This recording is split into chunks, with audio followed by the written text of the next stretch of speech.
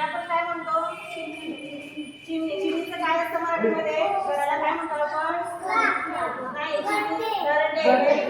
मराठी सुद्धा लक्षात ठेवायचं आपण नेस इंग्रजीमध्ये म्हणतो पण मराठी शब्द लक्षात ठेवायचे याला म्हणायचं घरटे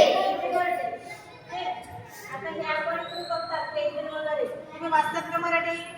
हो येतं सर्वांना हो ओके इंग्रजी बोलत असताना मराठी शब्द सुद्धा लक्षात ठेवायचे आपण थँक्यू सहज म्हणतो पण थँक्यूला आपण आभार धन्यवाद सुद्धा म्हणायला पाहिजे आपण काय म्हणतो पण नमस्कार सुद्धा म्हणायची सवय ठेवायची आज मराठी भाषा दिन आहे की नाही त्याच्यामुळे सर्वांनी मराठीमध्ये सुद्धा बोलायची सवय ठेवायची तुम्हाला इंग्रजीत ते आपले माहिती असतात 88 माहिती असतं पण 88 म्हणजे 88 हे सुद्धा लक्षात ठेवायचं कारण इंग्रजी लक्षात ठेवायची पण मराठीला विसरायचं मराठी सुद्धा येणं गरजेचं आहे आणि याच्यानंतर 48 म्हणजे तुम्हाला कळतं 48 पण 48 ला 48 म्हणतात मराठीमध्ये हे पण लक्षात ठेवायचं आता त्या साईडला बघा समानार्थी शब्द विरुद्धार्थी शब्द हे सुद्धा लक्षात ठेवायचे या म्हणी वगैरे आपण सहज बोलताना म्हणत असतो ते शब्दार्थ आपण म्हणत असतो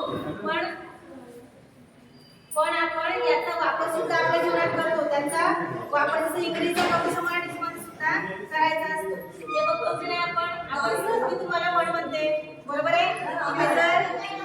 एक काम केलं नाही व्यवस्थित तर मी काय म्हणते तुम्हाला एक नदळ बारा चिंध्या म्हणजे हे पण काम नाही केलं ते काम नाही केलं तसं मराठीमध्ये बोलत असताना म्हणींचा सुद्धा वापर करणं तुम्ही पण करायचं तो गरजेचा आहे आपल्या मराठीसाठी जेणेकरून आपल्या मराठीचा सर्वांना स्मरण राहील हे आहे समानार्थी शब्द म्हणजे तुमच्या पुस्तकामध्ये बऱ्याचदा हे शब्द दिलेले असतात व तुम्हाला ही शब्द असतात आपल्या वापरातले ती माहित पाहिजे की याला काय म्हणतात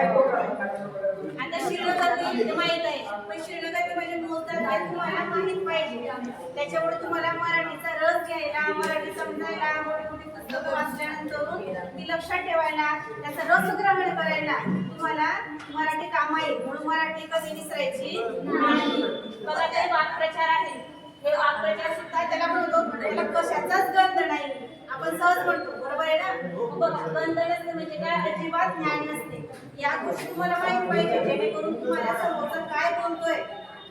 हे तुम्हाला लगेच लक्षात येईल म्हणून मराठीचे वाक्प्रचार विरुद्धार्थी शब्द समानार्थी शब्द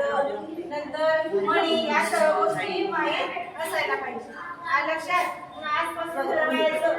मी मराठी सुद्धा लक्षात ठेवणार मराठीचं ज्ञान सुद्धा ग्रहण करणार सर्वांनी हात वर करा